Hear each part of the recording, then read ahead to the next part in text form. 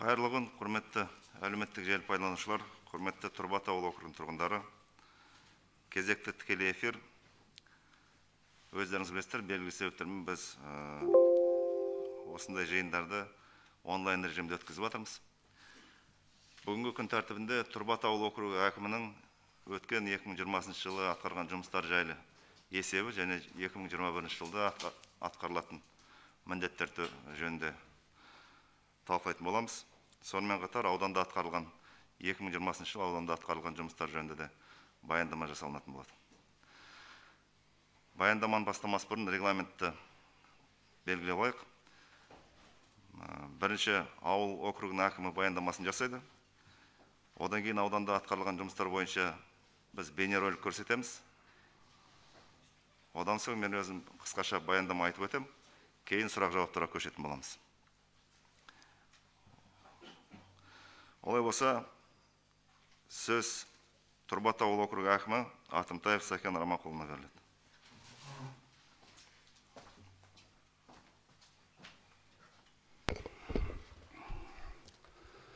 Құрметті жиналысқа қатысушылар, құрметті әлеуметтік желі пайдаланушылар, құрметті Тұрбат ауылының тұрғындары, өздеріңізге мәлім, президентіміз Қасым-Жомарт Тоқаевтың 2020-дағы сындарлы қоғамдық диалог Қазақстан тұрақтылығы мемлекеттік негізі атты жолдау аталған әрбір отбасыға баспана алудың жаңа мүмкіндіктерін беру, жалақысы төмен жұмысшылардың еңбекақысын көбейту, жоғары білім алудың қолжетімдігі мен сапасын арттыру, шағын жеңілдетілген несие беруді көбейту, жергілікті инфрақұрылым жүйелерін дамыту, медицина саласын жетілдіру, биліктің халыққа жақын болу бағыттарында ауданда биылғы жылы бірқатар жұмыстар атқарылды. Кезең-кезеңмен ауданымызда шешім күтіп тұрған мәселелерде көп, онсыз біз болып жұмыс істеуіміз арқасында өз шешім тауып келеді. Енді сіздердің назарларыңызға 2020 жылы атқарған жұмыстар мен алдағы кезде атқарылған жұмыстарға аударғым келіп отыр. Соңғы жылдар ауыл округіміздің әлеуметтік, экономикалық және түрлі саладағы жетістігі бойынша аудан көлемінде рейтинг көрсеткіші жоғары орында көрінуде. Сол сияқты өзіміздің ауыл округімізде 29 жыл ішінде атқарған жұмыстар жеделдік, атап айтқанда ауыз су жүйелері, салынған көпір, жолдар, 3 жаңа мектеп құрылысы, 1 балабақша, жарықтандыру және газ тарату жүйесі, тазаланған каналдар, күрделі жөндеу көрген мектептер, емханалар, медициналық пункттер салынды. Тұрбат ауыл округінде жалпы 4 орта, 1 бастауыш мектебі бар, 3 клуб, 5 балалар бақшасы, 1 кітапхана, дәрігер амбулатория, 2 фельдшер пункт, 1 участок полиция тірек пункті халыққа қызметі. Тұрбат ауыл округі бойынша 2000 жыл көлемде атқан жұмыстар алдын ала жоспарланып, солардың біршама жұмыстары орындалды. Мына қазір слайдқа назар аударыңыздар. Мінекей мына елді мекен бойынша халық саны келіп отыр. Ауыл округі бойынша 2020 қорыншы көлемде салық түсімдері де өз берілген салық түсімдері толық орындалды. Мына слайдқа назар аударыңыздар. Барлық салық түсімдері толық орындалып, 20% орындалып отыр. Және де мына ауыл шаруашылығы саласы бойынша да қазір бізде жалпы жер көлемі, мына слайдқа назар аударыңыздар, 17 соның егістік жерлері де толық орындалып, 100% орындалып отыр. Мақсарды өнімдерді егіліп, ол 100% орындалып отыр. Мұны жаңа қарап отырсаңыздар, слайдта көрініп отыр. Тағы да мынау Ерсайын.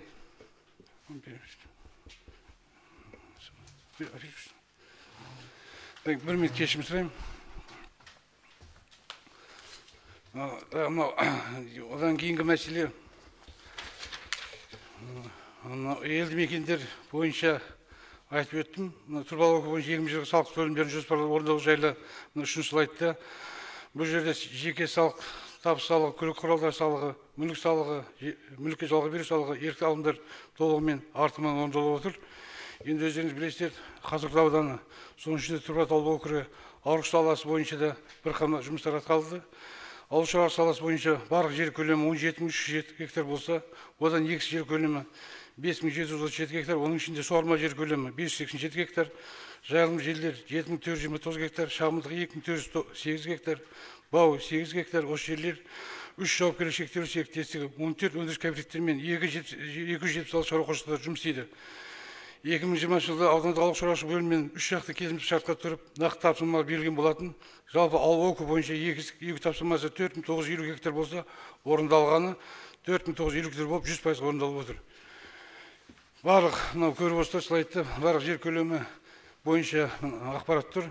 Ауыл шаруашылығының негізгі капиталын тартылған инвестициялардың нақты көлем индексі бойынша тапсырма 203-те 1 миллион теңге болса, нақты орындалған 285 миллион теңге артып 100%-ден артып орындалып отыр. 2020 жылғы егіс шаруашылығынан алынған өнім жайлы слайдта назар аударсаңыздар, жаңа айтып өттім. Барлық дәнді егістер толығымен 100% егістік жерлер игерілді. Жалпы әр гектардан 24 центнерден алып, дәнді бидайдан 24 центнерден алып, арпадан 24-те 5 центнерден алып, жалпы толығымен орындалып отыр.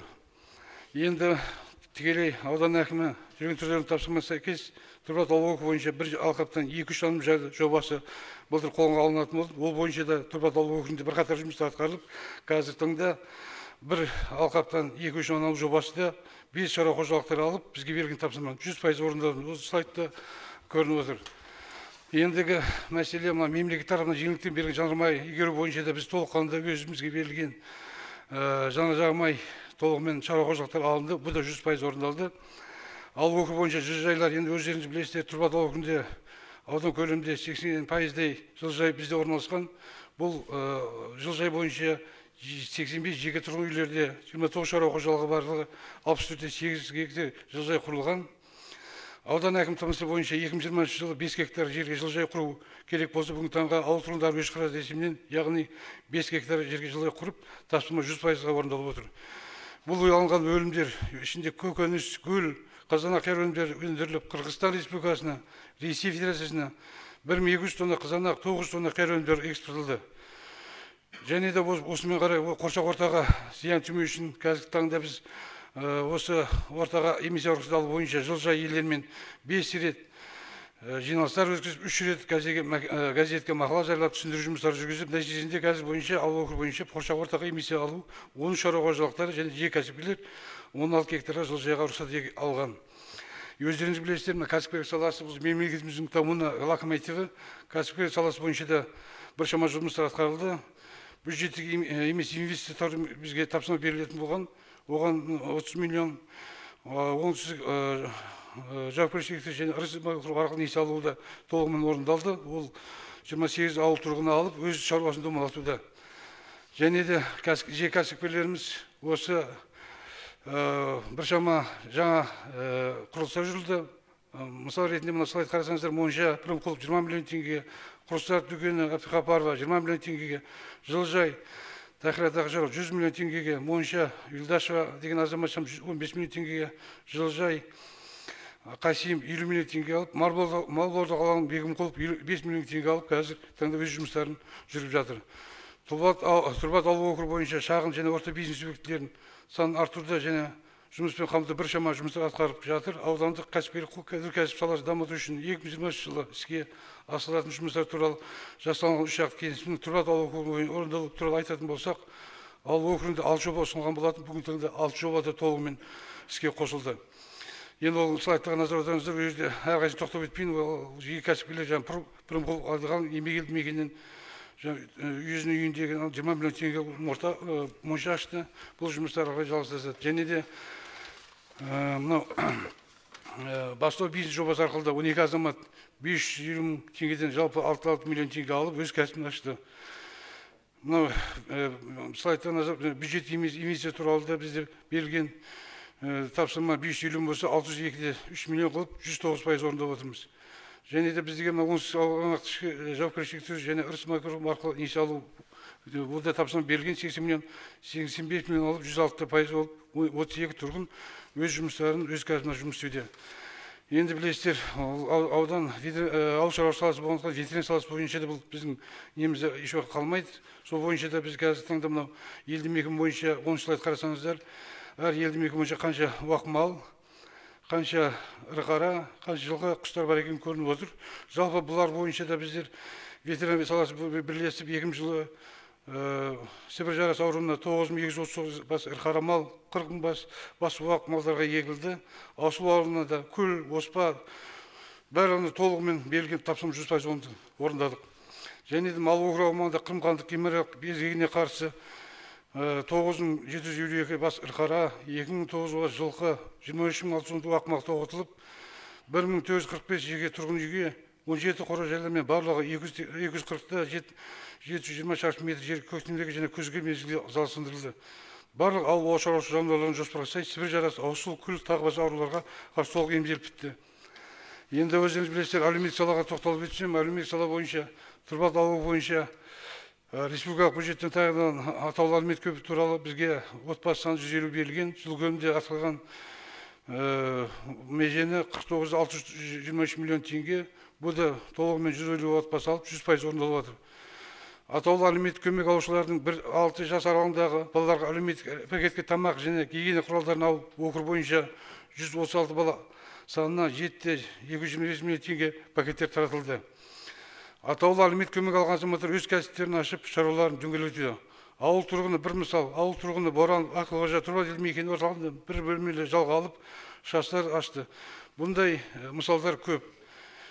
Және де мынау осы атаулы көмек жұмысқа қатысқан азаматтар да өз 4 түлік малын алып, өз шаруасын ұлғайтып, мал бордалығымен және диқаншылықпен айналысуда.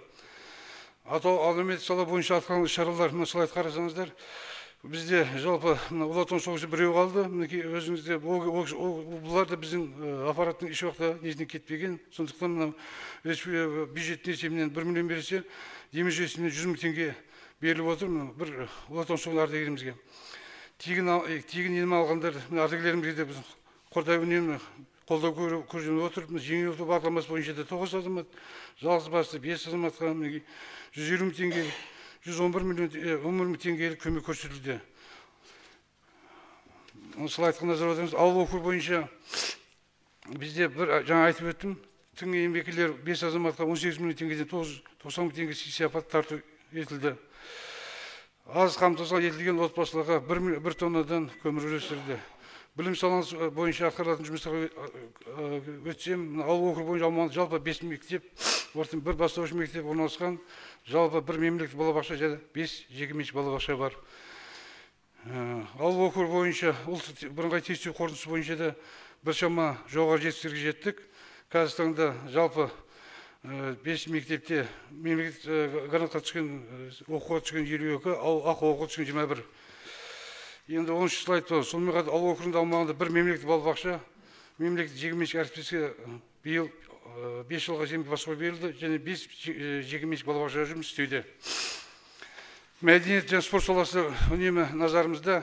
Қазіргі таңда осы Тұрбат ауылы бойынша халқына Тұрбат ауылы аумағында орталық спорт алаңы бар, бір жабық түрде 2 кіші футбол алаңы бар, бір ашық түрде кіші футбол алаңдары бар.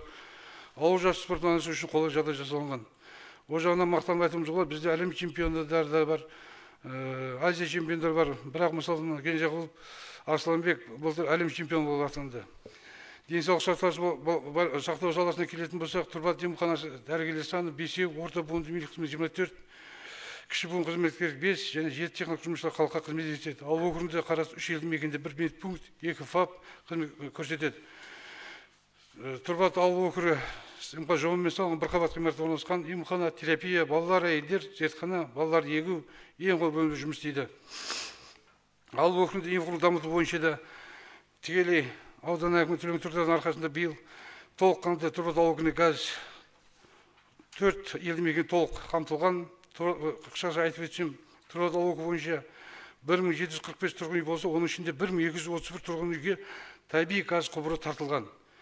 Қалған 534 тұрғын үйлерге ЖСХ әзірленіп, аудандық бөлімге тапсырылып, ұсыныс берілді.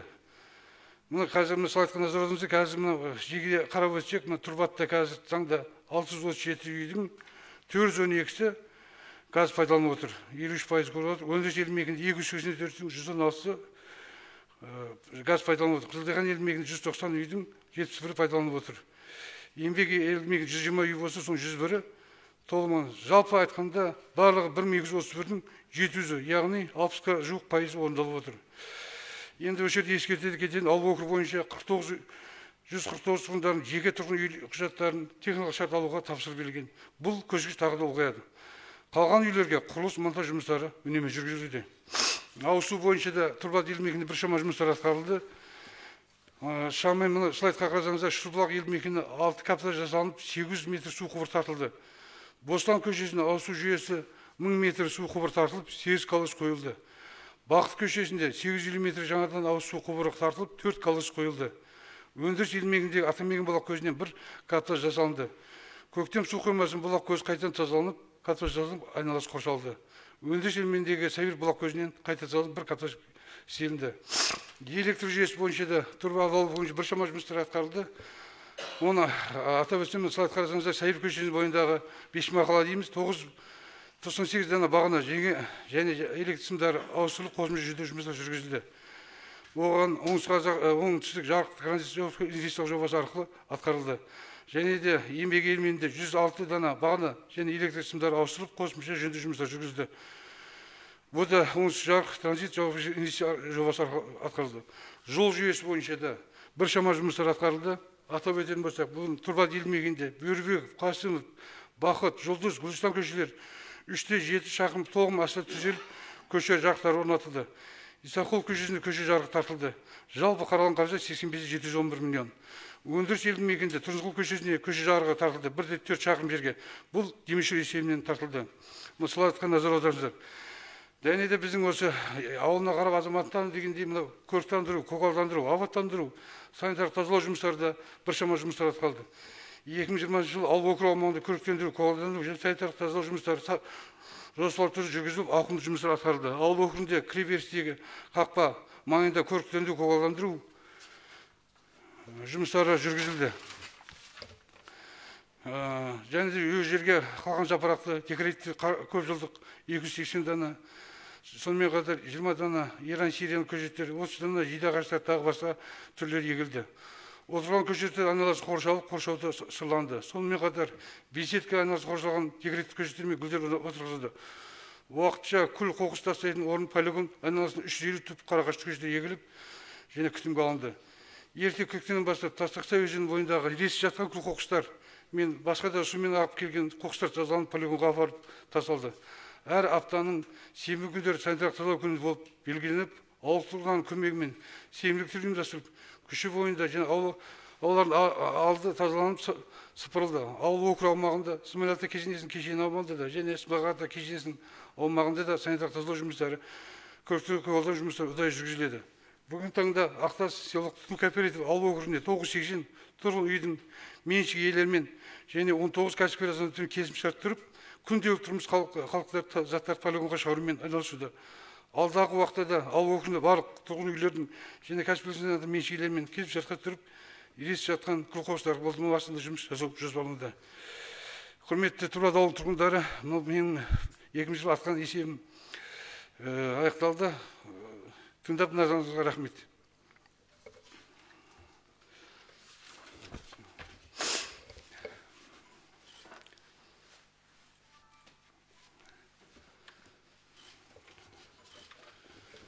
Мен болдым.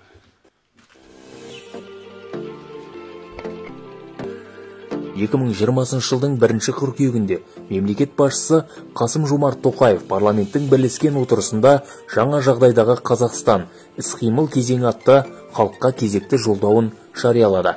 Бағдарламалық құжатта негізінен еліміздің дағдарыстан кейінгі кезеңдегі дамуы, экономикалық және әлеуметтік мәселелерді шешу жолдары көрсетілген.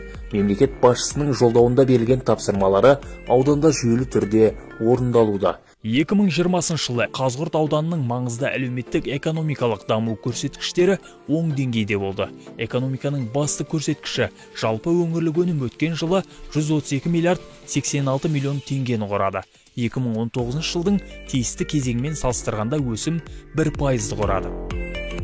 Қазығұрттағы өнеркәсіп өнімінің көлемі өткен жылы 9 миллиард 121,5 миллион теңгеге жетті. Бұл салада 2019 жылмен салыстырғанда 927 миллион теңге өсім бар. Ауданда өңдеу өнеркәсібі де дамып келеді. Былтыр қосымша Асыл Бастау KZ жауапкершілігі шектеулі серіктестігі құны 200 миллион теңгелік Aqua The Best атаулы ауызсу өндіру цехын іске қосты. Өндірісте 10 азамат жұмыспен қамтылып отыр. Өндірістік қуаттылығы жылына 2400 тонна су шығаруда.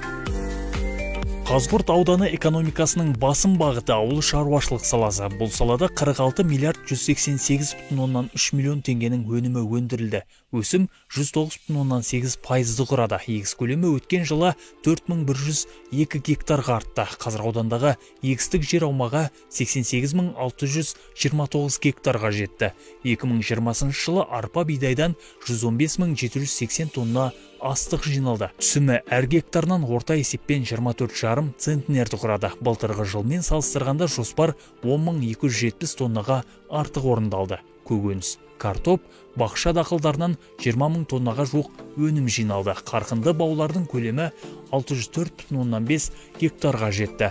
Жеміс жидектен 19,6 тонна, жүзімнен 4,7 тонна өнім алынды. 500 гектарға жаңбырлатып суғару жүйесі ендірілді. Жаңадан 8 гектарға жылыжай салынып, аудандағы кешендердің жалпы көлемі 164 гектарды құрады. Бүгінгі күнге жылыжайлардың 2 айналымнан жалпы 40,400 тонна өнім өндірілген. Өткен жылдың ерекшеліктеріне қарамастан біз аудан экономикасының негізгі көрсеткіштерде жылдағыдай өсім байқалып отыр. Біз өткен 2020 жылда жақсы көрсеткіштермен аяқтап отырмыз. Әсіресе біз ауыл шаруашылығы саласын айтып өтуіміз керек. Осы ауыл шаруашылығы саласында өткен жылдың қорытындысымен өндірілген өнім көлемі 46 миллиард 188 миллион теңгені құрап отыр. Оның ішінде 28,2 миллиард теңге мал шаруашылығы үлесі болатын болса, 17,2 миллиард теңге егін шаруашылығы үлесі.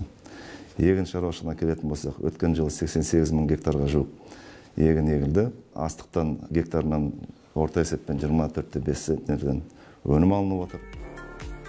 Қарт Қазығұрт тауының баурайында мал саны көбейді. Өткен жылы шетелдерден асыл тұқымды 552 мал әкелінді. 2020 жылы облыс көлемінде өткен Алтын күз 2020 ауыл шаруашылығы мерекесінде Қазығұрт ауданы диқандар мен шаруалардың қажырлы еңбегінің арқасында астық өндіруші Озат аудан, ет өнімдерін қайта өңдеуден Озат аудан, агро өнеркәсіп кешенінің даму бағдарламасы көрсеткіштерін орындаудан Озат аудан номинациясы бойынша жүлделі бірінші орынға ие болды. Сондай-ақ облыс көлемінде Сапа 2002 жауапкершілігі шектеулі серіктестігі Озат астық өндіруші номинациясы бойынша Қарқын 2030 жауапкершілігі шектеулі серіктестігі Озат ет өндіруші номинациясы бойынша жеңімпаз атанды.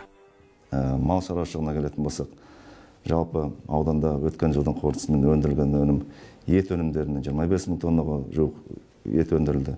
56 мың тонна сүт өнімдері, 7 миллионнан астам жұмыртқа өндірілді. Жалпы ауданға тартылған инвестиция көлемі 15 миллиард 329 миллион теңгені құрап отыр. Оның ішінде 10 миллиардтан астам қаражат бұл жеке инвестиция. Біздің ауданымыз үшін өте жақсы көрсеткіш. Осының бәрі аудан еңбеккерлерінің арқасында атқарылып жатқан жұмыстар. Қазығұрттықтар бюджеттік салықтық саясатта тиімді жүргізіп келеді. 2020 жылы аудан бюджетінің көлемі 26 миллиард 879 миллион теңгені құрады. Бюджеттің 81% немесе 21 миллиард 879 миллион теңгесі әлеуметтік салаға бөлінді. Жергілікті бюджетке түскен салықтар мен басқа төлемдер 2 миллиард 57 миллион теңгені құрады. Межеленген жоспар 11%-ға артығымен орындалды. Денсаулық саласы бойынша ауданда коронавирустық инфекциямен ауыратын науқастарды емдеу үшін 20 инфекциялық төсек орын ұйымдастырылған. Бүгінгі таңға Қазығұрт ауданында бір зертхана жұмыс істейді. Аудандық аурухана бойынша орталықтандырылған оттегіне қосылған 65 нүкте бар. Оттегі концентраторы 40 дана. Ауданның жеке кәсіпкерлері өз қаражатынан 10 оттегі концентратын алып берді. Алғашқы келгенде ауырым, бір келгенде жатпай кеткенмін. Екіншіде естісімді білместен скорыймен әкелді. Жұма күні кешке келдім. Бірінші Алланың арқасы, екінші айналайын осы докторлардың арқасынан 2 күн болды адам болып отырмын. 2020 жылы 4 мектеппен бір қосымша құрылыс нысандарын салуға 916 миллион теңге қаржы қаралды. Қазіргі таңға бір қосымша құрылыс пайдалануға берілді. Нәтижесінде 3 ауысымға өту қаупі бар мектептің мәселесі шешілді. қашықтан оқыту форматында 1 және 11 сыныптар аралығында жалпы аз қамтамасыз етілген отбасындағы 3056 оқушының бүгінгі таңға 347 оқушы планшетпен, 384 оқушы компьютерлік техникамен қамтамасыз етілді. 2813 оқушыға ноутбук берілді, оқушылар үйінде білім алуға мүмкіндік алып отыр. Ұлым үйде оқиды, денсаулығына байланысты. Сол себептен өкіметке рахмет, үлкен. Үйде оқытылатын жағдайдың бәрін жасап қойған, компьютер берді, мұғалімдар берді, уақытылы мұғалімдар келіп сабақ өтіп жатыр. Мен ырзамын. Балапан телеарнасынан сабақ өтеміз көріп. Мұғалімдарға алғысым шексіз. 2020 жыл елімізде волонтерлар жылы деп бекітілген. Осыған байланысты аудандық жастар ресурстық орталығы жанынан ерікті болу ерлік атты волонтерлар клубы құрылды. COVID-19 пандемиясының алдын алу барысында еріктілер аудан көлемінде 40-қа жуық акция ұйымдастырды. Жалпы 1000-ға жуық волонтер індеттің алдын алу, таралуын болдырмау жұмыстарына атсалысты. Аудан тұрғындарына 16800 дана медициналық бетперде үлестірілді. Жағдайы төмен және көп балалы 245 отбасыға азық-түлік себеттері таратылды. Мемлекет басшысы Қасым-Жомарт Тоқаевтың бастамасымен 2020 жыл еріктілер жылы деп жарияланған болатын. Аудандық жастар ресурстық орталығы жанынан ерікті болу ерлік атты еріктілер ұйымы құрылған болатын. Қазіргі таңда еріктілердің құрамында, яғни 200-ге жуық ерікті жастарымыз тіркелген болатын. COVID-19 пандемиясының алдын алу барысында еріктілер, яғни арнайы топ мүшелерімен жүріп, осы адамдар көп шоғырланатын орындар, орталық, базарлар, саябақтар сияқты жерлерде, яғни алдын алу шараларымен айналысты. Ауданда мемлекеттік бағдарламалар шеңберінде тышқан жылы 3628 жаңа жұмыс орны ашылды. Нәтижесінде жұмыссыздық деңгейі 4,9%-ды құрады. Нұр Отан партиясының бастамасымен Біргеміз қоғамдық қор арқылы 1286 азаматқа 50 000 теңге мөлшерінде 64 миллион теңгеге көмек көрсетілді. 150 адам 611 миллион теңге шағын несие алса, 273 адам 152 миллион теңге қайтарымсыз грант берілді. Әлеуметтік төлемдерде уақытылы төленді. Аудан тұрғындарына, аудан көлемінде 240 отбасына 701 миллион теңге атаулы әлеуметтік көмек төленсе, осы отбасыларындағы 1 мен 6 жас аралығында балаларға 102 миллион теңгеге азық-түлік топтамасы берілді. 2020 жылы аудан көлемінде кәсіпкерлер есебінен әлеуметтік жағдайы төмен отбасыларға 8 үй берілсе, коммуналдық дамудың 2020-2025 жылдарға арналған Нұрлы жер мемлекеттік бағдарламасы аясында 8 коммуналдық үй сатып алынып, үй кезегінде тұрған көп балалы отбасыларға берілді. Қазіргі мына заманның ағымына қарай бұндай үй салу біз үшін оңайға соқпайды. Яғни үлкен шексіз алғыс білдіремін. Алланың разылығына бөлене берсін, Құдай қаласа. 2009 жылдан бері очередьте тұрамын үйге. 15 жыл болды. Әркім есін алдында жүрдік квартирада. Көшіп қонып жетіп аламын. Басшыларға рахмет. Өйстіп бала-шағама үй қылып берді әйтеуір. Бала-шағамды жерде өсіріп, өндіріп, бақытты болып өмір сүріп жүре берейік. Мамыр айында жауын-шашын салдарынан бірнеше елді мекен аумағын су шайды. Осы жағдайға байланысты 100-ге жуық ауыл жастарымен бірге 40 мемлекеттік қызметкер көмекке жұмылдырылды. Сөйтіп, зақым келген үйлер қалпына келтірілді. Бір отбасыға үй салу үшін демеушілер тарапынан қажетті құрылыс материалдарын алуға көмек берілді. 13 мамыр күні болған қатты нөсер жауынның салдарынан табиғи апаттың себебінен біздің қора-жайларымыз, асханамыз, үйіміз барлығы жарамсыз болып қалған еді. Содан бері қарай осы Қазығұрт ауданының әкімдері барлығы келіп, қол көмектерін аяп жатқан жоқ. Бәріне рахмет.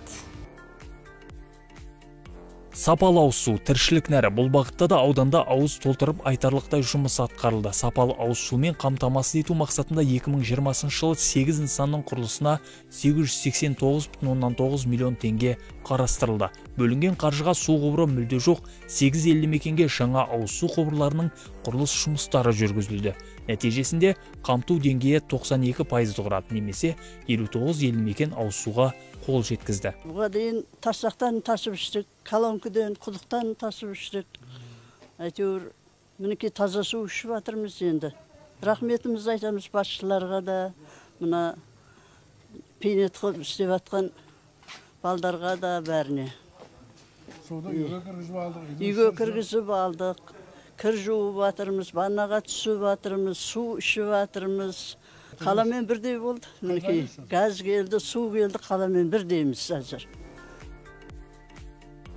Қазығұрт ауданының тұрғындарын өркениет игіліктерімен қамту бүгінгі күннің өзекті мәселесі. Оның ішінде тұрғындарға көгілдір отын жеткізу басты мақсат. 2020 жылы 2 табиғи газ нысанының құрылысын жүргізуге 388 миллион теңге бөлінді. Нысанның құрылыс жұмыстары 2021 жылы аяқталады деп күтілуде. Нәтижесінде 51 елді мекен 80% табиғи газбен қамту жоспарлануда. Бірнеше жылдан бері армандаған газымыз келді, суымыз келді. Қаладан кем жеріміз жоқ. Пешкеге от жақпаймыз, далаға шығып күл тасымаймыз. Бұның бәрі үшін мен бастықтарға, аудан басшыларына үлкен алғысымды білдіремін. Қазығұрт ауданының ішкі көшелері де асфальттанып жатыр. Бұрынғы тастақ, топырақ жол көшелер бүгінде жаңаша кейіпке енді. 2020 жылы автомобиль жолдарын дамытуға бюджеттен 1 миллиард 834,5 миллион теңге бағытталды. 107,2 шақырым жолдың 70 шақырым ішкі көшелерінде орта жөндеу және аудандық маңызы бар жолдардың және бір көпірге ағымдағы жөндеу жұмыстары жүргізілді. Қалған жұмыстар 2021 жылға өтпелі. Жыл қорытындысымен аудандағы елді мекен көшелерінің жақсы және қанағатты жағдайда үлесі 51%-ға дейін артты. Мынау мемлекеттің дамығаны осы мұны көріп тұрмыз. Есігіміздің алдына дейін өмірде көрмеген асфальтты көріп, балдарымыз ойнап, машинеміз шауып, халқымыз қуанып жатыр. Міне газымыз осыдан бір 10 жыл бұрын келген. Құдайға шүкір, міне бәрі елдің бәрі газданған.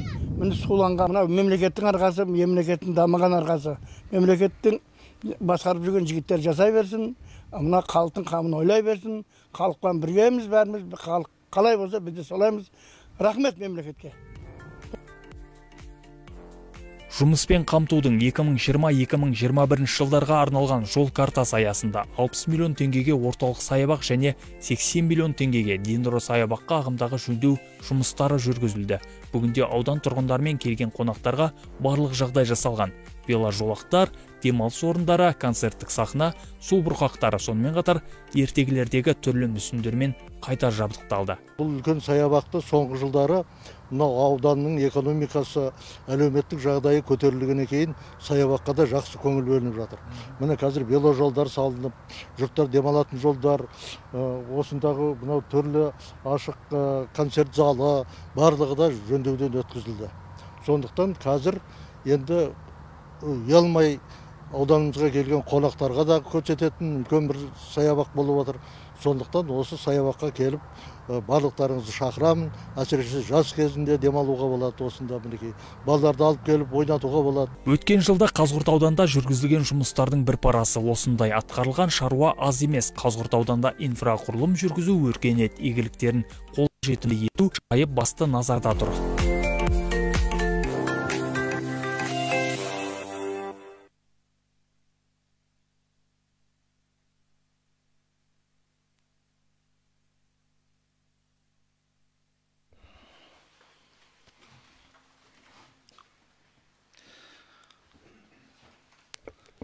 Құрметті Тұрбат ауыл округінің тұрғындары, өткен жылдың қорытындысымен өзіме жүктелген міндеттер мен функциялар іске асыру туралы баяндаманың толық нұсқасы Қазығұрт тынысы газетінің ағымдағы жылы 22 қаңтарындағы номері 3 санында жарияланған болатын. Сондықтан да баяндама айтылған мәселелерге қайталанбастан бірден осы Тұрбат ауыл округінде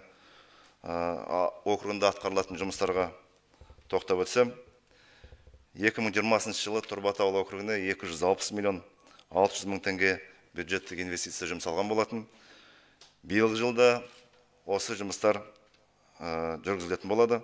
Осы көлемде қаржылар жұмсалатын болады. Жол саласы бойынша жалпы Тұрбат ауыл округіне қарасты елді мекендердің ішкі көшелердің 114,9 шақырымды құрайды. Оның ішінде 28-де 4 шақырым, немесе 27,3% жақсы және қанағаттарлы жағдайда. Биылғы жылы, 2021 жылы өндірістік елді мекендегі Сабиров көшесінің 5 шақырымына 54 миллион теңгеге, Тұрбат елді мекендегі Бақыт көшесінің 700 метр 14,1 миллион теңгеге орта жөндеу жұмыстары жүргізілетін болады. Нәтижесінде жақсы және қанағаттарлық жағдайдағы жеткен көшелердің үлесі 30%-ға жететін болады. Мұна қалған 80 шақырым көшені біз осы ауыл ел бесік жобасына ұсынатын боламыз. Табиғи газ қамтамасыз ету бойынша Тұрбат ауыл округінің 4 елді мекені Тұрбат, Еңбек, Қызылдихан, Өндіріс елді мекендерінің 1593 тұрғыны табиғи газбен қамтамасыз етілген.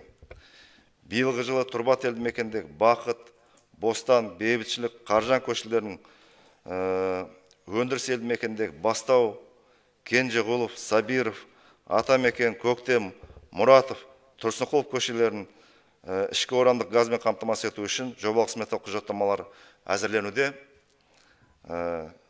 Алдағы жылы 2022 жылға құрылыс жұмыстарын жүргізу жоспарланып отыр. Еңбек елді мекендегі Жаңа ғасыр, Наурыз көшелерінің ішкі орандық газбен қамтамасыз ету үшін 14,2 миллион теңге қаржы бөлінген болатын. Барлық құжаттар әзірленген.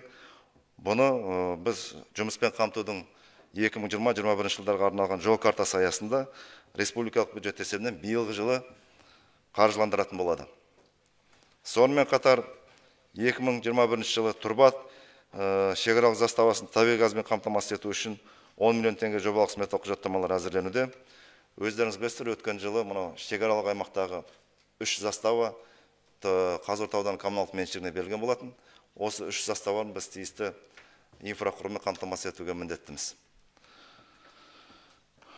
Ауыз сумен қамтамасыз ету бойынша 2021 жылы 9,5 миллион теңгеге өндіріс елді мекендегі Ақпарақ бұлағы жөндеу және трансформатор орнату жұмыстары жүргізілетін болады. Сонымен қатар Тұрбат, Өндіріс, Еңбек елді мекендерінен тәулік бойына сумен қамтамасыз ету үшін жер асты су қорын анықтау жұмыстары жүргізілуде. Өткен жылы бұл осы бағытқа қаржылар облыстық бюджеттен қаржы бөлінген болатын. Биыл осы жұмыстар жалғасын табады. Су қоры жеткілікті деңгейде анықталған жағдайда келесі жыл, яғни 2022 жылы жобалау сметалық құжаттамалар әзірленетін болады. Қызылдихан елді мекендегі ауыз су құбырларына қайта құру жұмыстарының жүргізу үшін 778,7 миллион теңгеге 2020 жылы жобалық сметалық құжаттамалардың қорытындысы алынды. Құрылыс жұмыстарын бастау үшін қаржыландыруға республикалық және облыстық бюджеттерге ұсынылды. Электрмен қамтамасыз ету бойынша Тұрбат ауыл округінің барлық елді мекендерінде электр желілері қамтамасыз етілген. Биылғы жылы Қызылдихан, Өндіріс, Тұрбат, Еңбек елді мекендеріндегі жаңадан түскен көшелерді электрмен қамтамасыз ету үшін сәулет жоспарлау тапсырмалары әзірленуде. Бұл құжаттар дайын болған соң жобалық сметалық құжаттамалар жасалынып, құрылыс жұмыстарын жүргізуге ұсынылады. Сонымен қатар биылғы жылы Тұрбат елді мекені Тұрсынқұлов көшесіне жарықтандыру жұмыстары жүргізілетін болады. Біз мұны аудан тұрғындарының ұсыныстарын ескере отырып, алдағы уақытта тек көше жөндеу асфальттау ғана емес, сол көшелерді жарықтандыру мәселесінде қолға алып жатқанымызды білесіздер.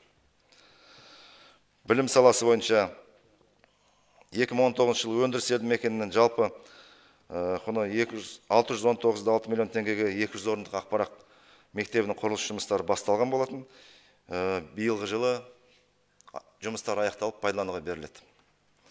Тұрбат елді мекенінен 300 орындық тұрақты аула мектебінің құрылысына 2018 жылы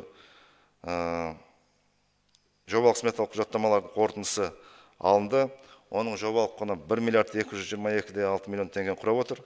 Құрылыс жұмыстары қаржыландыру үшін облыстық бюджетке ұсынылды.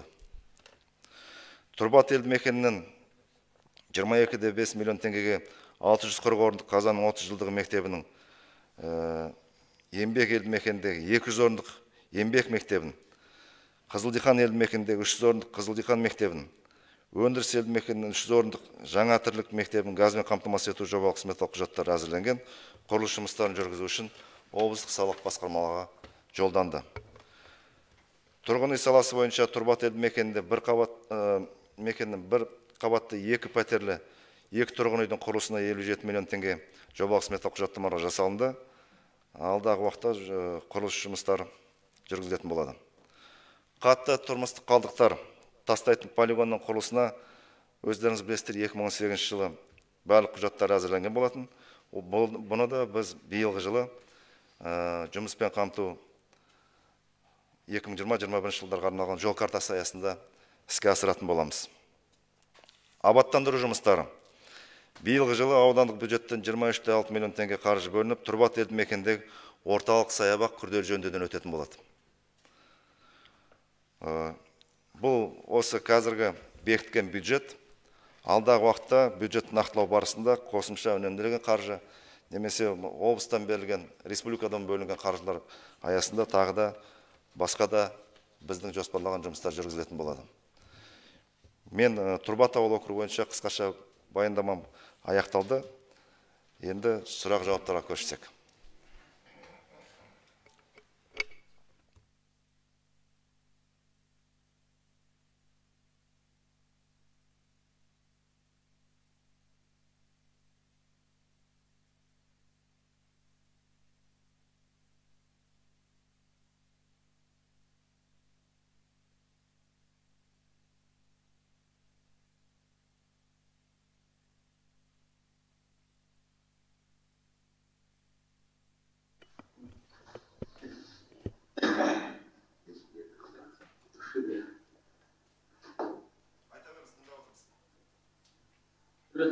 Төлеген Тұртайұлы, Тұрбат ауылының ие Жұмабек Мырзарахым Сейітбекұлы. Біздің Тұрбат ауыл округінде заман талабына сай заманауи полигон қоқыс тастайтын орын қашан салынады?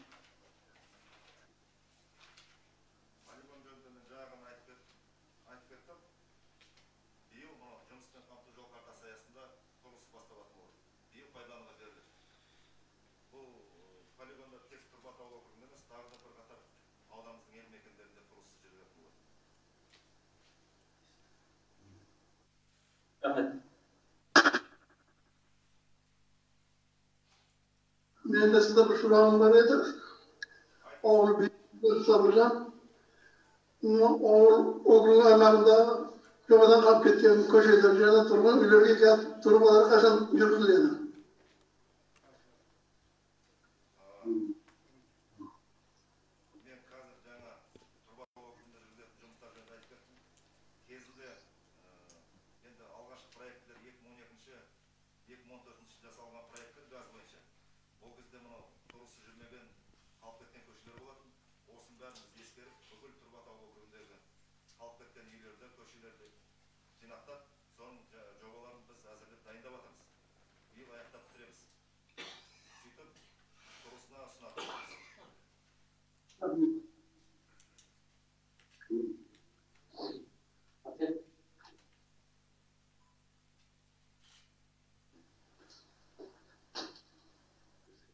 Тұртайұлы.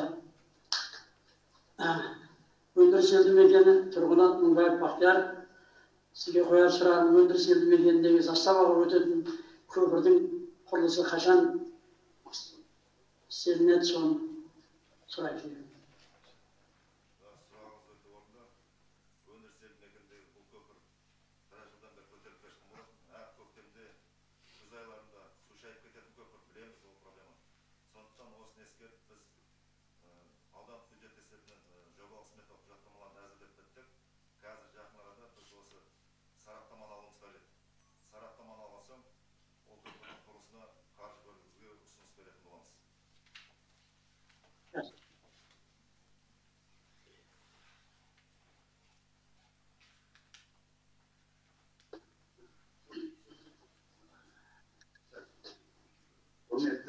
Төлеген Тұртайұлы, мынау біздің баяндамаңызды, біздің ауыл әкімінің баяндамасын тыңдап,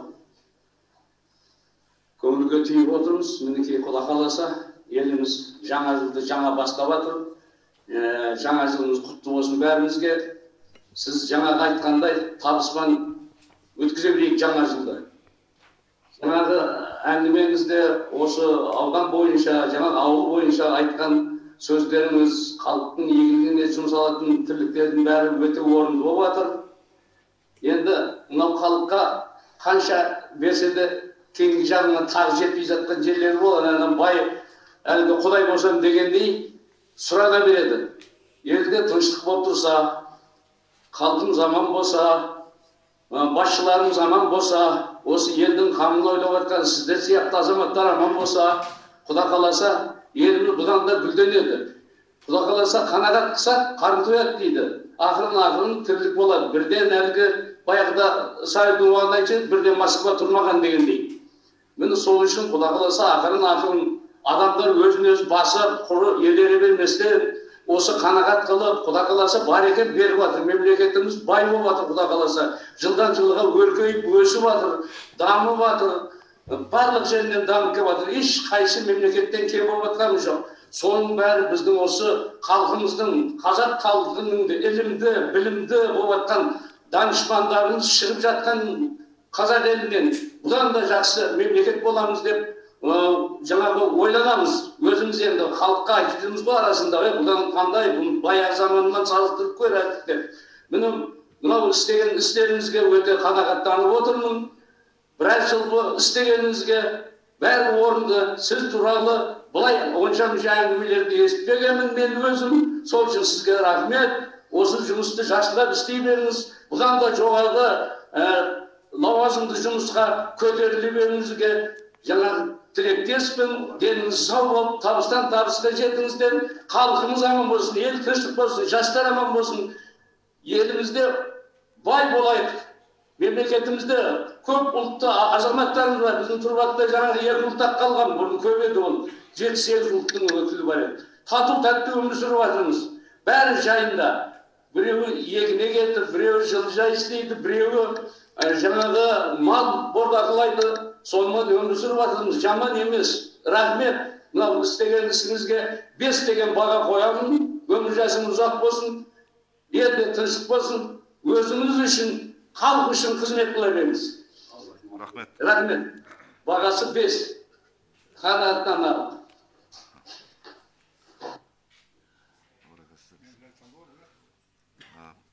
Сөз аудандық мәслихаттың хатшысы Көпеев Өріс Бұқарұлына беріледі.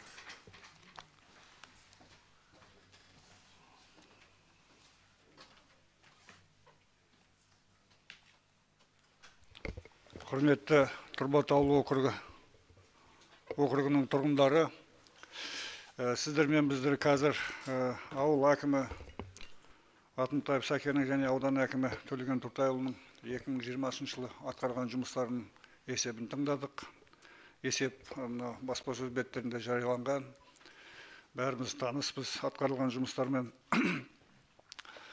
Ал енді бұл жерде ең алдымен ауыл әкімінің атқарған жұмысына тоқталатын болсақ, бұл жерде ауыл округінде бірқатар жұмыстар жасалған барлық көрініп тұр. Барлық мәліметтерде де су мәселесін шешу, жол мәселесі, газдандыру, барлық бағытта ілгері жылжушылық бар. Бұның барлығы әрине сол осы ауыл округтен 6 шақырымда сайланған депутатпен міне ауыл әкімінің бірлесіп атқарған жұмыстарының нәтижесі. Оны сіздер қолдадыңыздар, олардың барлық бастамаларын. Соның нәтижесінде бірқатар жетістіктерге жетіп тұрғанымыз рас.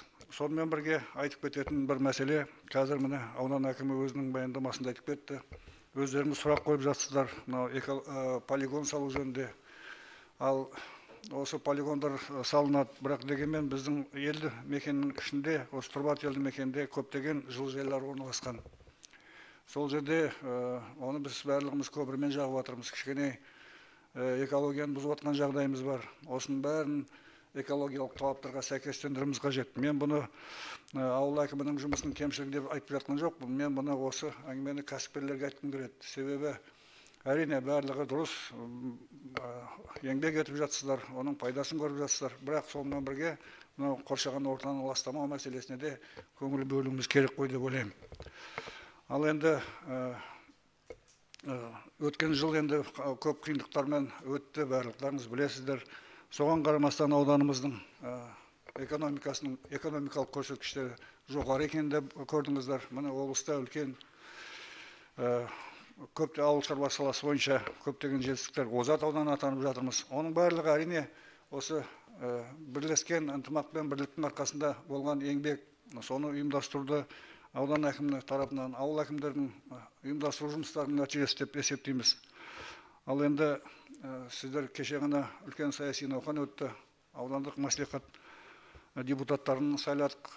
Осы аудандық сайлауалды бағдарламамызда осы Тұрбат елді мекенінде қандай мәселелер шешу, 2021-2025 жылдарға арналған осы бағдарламада көп мәселе көтерілген. Бұның бәрі нақты есептелінген, қаржысы барлық жағы қаралған.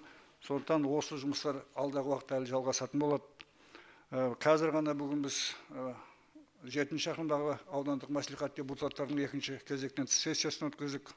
Онда ауданның 2021-2021 жылдарға арналған даму бағдарламасын бекіттік. Осы бағдарламамен де мен егжей-тегжей танысып шықтым. Ол жерде де осы Тұрбат елді мекеніне байланысты көптеген проблемалар көтерілген. Оның барлығы Құдай қаласа алдағы уақытта шешілетін болады деп ойлаймын.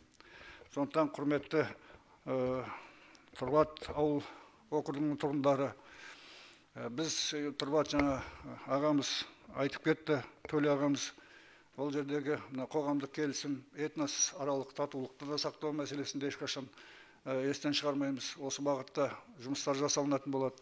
Сондықтан бірлік пен ынтымақтың арқасында әлі шешілмей жатқан проблемалар болатын болса, оның кезек-кезегімен шешіледі ғой деп ойлаймыз. Сондықтан мен ауыл әкімінің есебін және аудан әкімінің есебін қанағаттандырдық деп бағалаймын. Рахмет. Рахмет. Қосымша тағы да ұсыныс пікірлер, сұрақтар түсіп жатса, мына жақтағы жігіттер берер.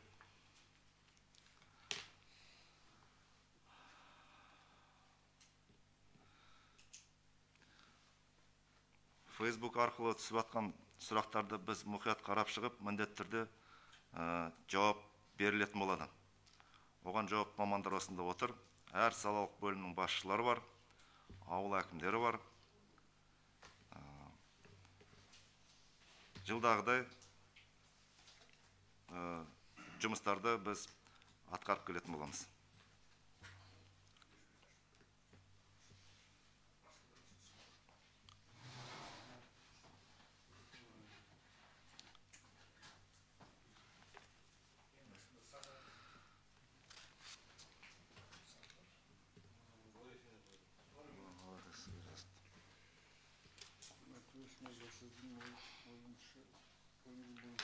Жайларды іске қосып отырған кәсіпкерлер қалай экологияны реттеуге болады? Қандай да субсидия бар ма? Неге ма? Тыңдап отыр ғой, иә?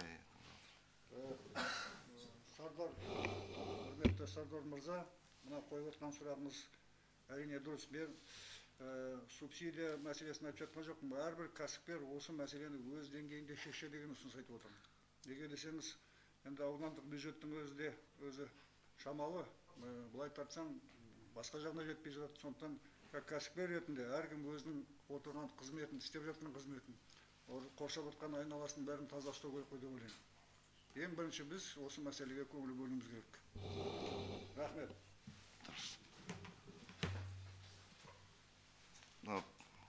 Қосымша айтып кетейін. Жалпы Тұрбат ауыл округінің аудан экономикасына қосып жатқан үлесі өте жоғары. Әсіресе мынау сол ауыл округіндегі жайғасқан жылыжайлар. Қазіргі таңның өзінде өткен жылдың қорытындысыменен жылыжайлардың көлемі 164 гектарға жетіп отыр. Осы 164 гектар жылыжайлардан екі айналымнан 40 мың тоннаға жуық өнім алынды. Біз жылыжайларды соқпа деп айтып жатқан жоқ бұл кісі. Біз барлық талаптарды сақтай отырып, қайтаға осы саланы біз дамытуымыз керек. Жылыжайлардың көлемін көбейтуіміз керек. Бірақ экологиялық талаптарда сақталу керек деген мәселелерді айтып отыр.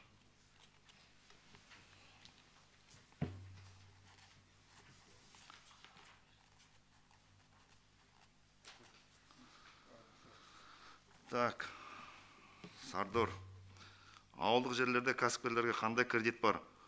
Оңтүстік несие алуда қанша кредит арғыры беріп деп қойсыз. Мынау өткен жылы карантиндік режим кезінде мемлекет тарапынан түрлі бағдарламалар қабылданған болатын, өзіңіз білесіз.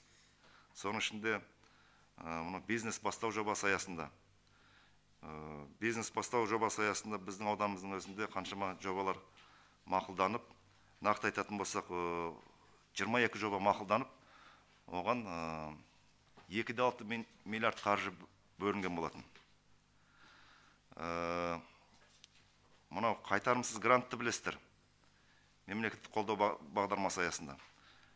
Әрбір кәсіпкер өзінің ісін бастаймын дейтін кәсіпкерлер 555 мың теңгеден қайтарымсыз грант алып отырды.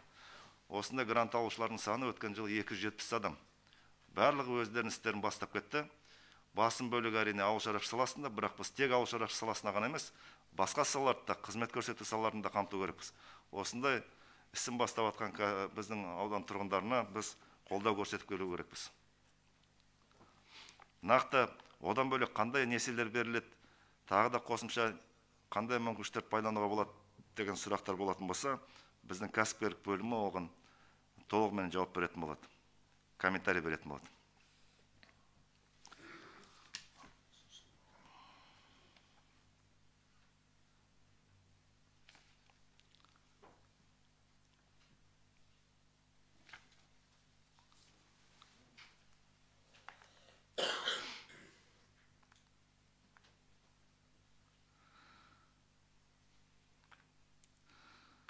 Жаңа мен айтып кеттім, бүгінгі есепте осы тікелей эфирде қойылған сұрақтардың барлықтарына жауап беріледі. Егерде қосымша басқа сұрақтар, ұсыныстар болмайтын болса, біз осыменен тікелей эфирімізді аяқтаймыз. Сау саламат болыңыздар.